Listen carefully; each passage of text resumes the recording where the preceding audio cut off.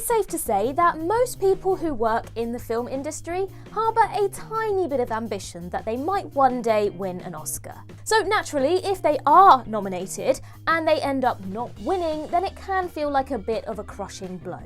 Still, never mind, eh? Best thing to do now is just brush yourself off, compliment the person who did beat you, and try again next year. Right? That's not always the case though. So, with that in mind, I'm Ellie with What Culture, here with 10 Hollywood stars who got really angry when they didn't win an Oscar. Number 10, Sally Kirkland. We begin our journey of bad sportsmanship at the 60th Academy Awards ceremony in 1988. The Best Actress category was stacked with names like Holly Hunter, Glenn Close, and perpetual nominee Meryl Streep. However, the award went to someone more famous for her musical abilities, as Cher picked up the prize. But somebody who couldn't believe, see what I did there, that she hadn't won was the other nominee, Sally Kirkland. Up for the title role in the movie Anna, Kirkland clearly thought she had it in the bag if her face when she lost was anything to go by. Upon hearing the singer's name being read out, Kirkland swings her head to the right and gives an almighty pout. Then, upon remembering she was on camera, she lights up in the biggest, fakest smile of all time. The great irony of this situation is that the transition from disappointed to delighted and the fakeness of the whole thing just shows how good of an actress Kirkland actually was. Number 9, Burt Reynolds. The owner of one of history's mightiest moustaches, Burt Reynolds was a superstar in the 1970s and early 80s. His macho swagger made movies like The Cannonball Run, The Longest Yard, and Smokey and the Bandit huge hits, and Reynolds quite the favourite with the ladies. After a career drop-off for a number of years, Burt and his tash were back in Paul Thomas Anderson's 1997 film Boogie Nights. His performance as adult filmmaker Jack Horner earned him heaps of praise and his first ever Oscar nomination. He was up against stiff competition from the likes of Anthony Hopkins, Greg Kinnear, and Robin Williams. Sadly, said competition was too stiff as Williams took the title of Best Supporting Actor. Yes, we did use the word stiff twice after mentioning a film about porn. Grow up. But while we're on the subject of immaturity, Reynolds was on full display after his loss was announced. Instead of graciously conceding, he furrows his brows and offers the most inauthentic slow clap of all time. Now you can understand his frustration, but it's Robin Williams, for crying out loud. How can you be mad at the genie of the lamp? Number 8, Amy Mann.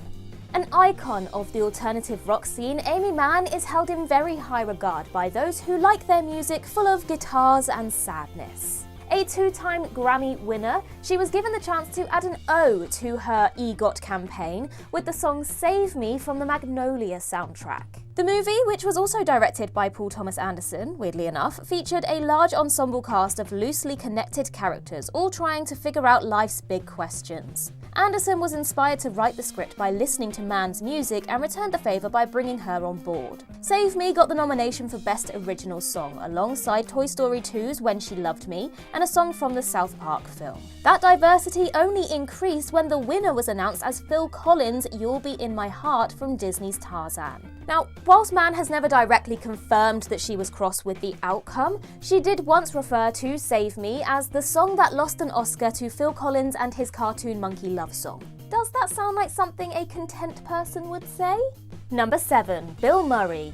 From crashing a couple's engagement photo shoot to giving an impromptu press conference about baseball at the White House, Bill Murray is no stranger to doing whatever the hell he likes. The Ghostbusters star was at the 2004 Oscars with high hopes of winning Best Actor. He'd just given the performance of a lifetime as a lonely, middle-aged man in the desperately beautiful Lost in Translation, aka the kind of role the Academy absolutely adores. Not even wistful shots of downtown Tokyo were enough to nab Billy the prize as he lost out to Sean Penn for the movie Mystic River. Anyone remember that one? Nope, didn't think so.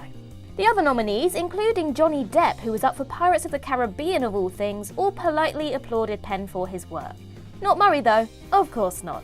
He just sits there brazenly rejecting any sort of social norm or nicety as the rest of the venue claps. He looks completely and utterly done, with the face of a man who, well, just lost an Oscar to Sean Penn for a movie that nobody can remember. Fair play, I guess. Number 6, Ellen Burston and Joanne Woodward. The Oscars in 1974 were a sophisticated affair. In fact, Glenda Jackson won Best Actress for a film literally titled A Touch of Class. But two ladies who left all their airs and graces at home that night were Jackson's fellow nominees Ellen Burston and Joanne Woodward. Woodward was nominated for a movie called Summer Wishes, Winter Dreams. This was her third time up for the statue, having already snagged Best Actress in 1958. As for Burston, she was being recognised for her role in The Exorcist. Perhaps Pazuzu was present on this night, as her response to not winning was positively demonic. Burston puckered up her face like that meme of the lemon from The Simpsons, expressing an intriguing combination of fed up and exasperated. Meanwhile, Woodward just looks ticked off. Come on now, Joanne, you'd already won one. Let someone else have a go. All this whilst Jackson is trying to celebrate what should be one of the happiest moments of her life. Sorry, what was that? She'd already won one as well. Ah, well, never mind then. Number 5, Spike Lee. Famed film director Spike Lee finally won his first competitive Oscar in 2019 when BlacKkKlansman scooped Best Adapted Screenplay. He gave an impassioned speech after his win, praising his late grandmother and making a call to arms for people to vote Donald Trump out of the White House at the next elections. He also said some other things that were a lot less complimentary. His movie was also up for Best Picture but lost out to Green Book. The film starred Viggo Mortensen and Mahershala Ali as a white chauffeur and black pianist respectively as they travel through Jim Crow-era Southern America. 29 years earlier, Lee's picture Do the Right Thing lost out on Best Picture to Driving Miss Daisy, another film about race relations framed through a chauffeur-customer relationship. Clearly, those similarities didn't sit well with Lee, who tried to leave the ceremony after Green Book was announced as the winner. He then sat back down and turned his back on the stage during the acceptance speeches, and later told journalists that the ref made a bad call. Number 4, Jessica Lange. Two-time winner and 5-time nominee. We're surprised that the Academy keep letting Jessica Lange back in, considering how many times she's tried to ruin other people's moments. The first such incident occurred at the 1985 ceremony. Lange was in the running for Best Actress for her part in Country, but lost out to Sally Field. As the mum from Mrs. Doubtfire's name was read out, Lange can be seen clearly as anything, turning to her companion with a look in her eye that said, "What the hell?" She is livid. If looks could kill, we'd be talking about the 1985 Oscars for a whole different reason. But then she did a very similar thing the following year. Nominated in the same category for playing the singer Patsy Cline in Sweet Dreams, Lange lost out this time to veteran performer Geraldine Page. As soon as presenter F. Murray Abraham announces that the winner is his pick for the greatest actress in the English language, Lange once again turns to the seat next to her and whispers, "It's Page." Maybe the life lesson here is just don't go to the Oscars with Jessica Lange, because you'll probably get roped into something. Number 3, Denzel Washington. You know who loves an Oscar? Denzel Washington. He's been nominated for 10 of the damn things and won 2 so far in his impressive career. His only directorial effort thus far to get recognition was Fences, which was up for Best Picture in 2017. Washington himself played the lead role in the film and was also up for Best Actor. The movie lost to Moonlight, or maybe it was La La Land. And Big DW fell short after Casey Affleck scooped first prize for his work in Manchester by the Sea. Perhaps he was angry because he didn't win for a film he directed. Perhaps he was angry because Affleck was facing serious misconduct allegations at the time. Or perhaps he was just angry. All we know is Denzel Washington was angry. The rage began fairly subtly as he clapped maybe a little too aggressively after Affleck's name was read out. Then, throughout Affleck's speech, the star of The Equalizer looked like he could legitimately murder someone. He looked unbelievably peeved, like he's about to cry, he was so annoyed. Look, Denzel, we all know that you're going to be nominated at least 100 more times before you retire. So just chill out. Number 2, John Wayne. You'd be forgiven for forgetting that John Wayne was ever nominated for an Oscar. I mean, do they give out awards for Best Hat? In one of his non-cowboy roles, Wayne played Sergeant John M. Stryker in the 1949 war epic Sands of Iwo Jima.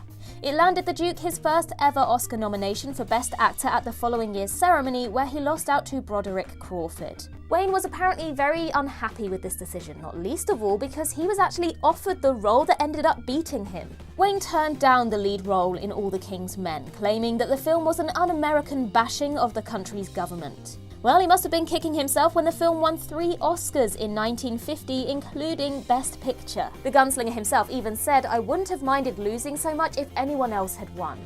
But at least he did get to pick up the award 19 years later for his role in True Grit. Now that is an American movie. Number 1. Samuel L. Jackson. This could be the most famous Oscar rejection moment of all time, and it's certainly the thing that most people think of when they think of Samuel L. Jackson at the awards. Despite starring in some legendary pictures over the years, Jackson has received 1 measly Oscar nomination, and that was for Pulp Fiction in 1995. At the ceremony, the 5 nominees for Best Supporting Actor were all on screen when Martin Landau's name was read out. As the Ed Wood star celebrated with his loved ones, eagle-eyed viewers caught Jackson very obviously mouthing a very naughty word. I'll give you a clue. It rhymes with the second part of True Grit. Now, we all know that Samuel L. Jackson loves a good swear, but this was neither the time nor the place. He seems to be over it now though, giving multiple interviews where he said that he doesn't really care about Oscars anymore. Then again, he also said in 2022 that he should have won for Pulp Fiction. Do you care or don't you care? Make up your mind. Even if Jackson never wins another award for as long as he lives, he gave us a moment that will live in Oscar history far longer than any win ever could. And that concludes our list. If you think we missed any, then do let us know in the comments below. And while you're there, don't forget to like and subscribe and tap that notification bell. Also head over to Twitter and follow us there, and I can be found across various social medias just by searching Ellie Littlechild. I've been Ellie with What Culture. I hope you have a magical day, and I'll see you real soon.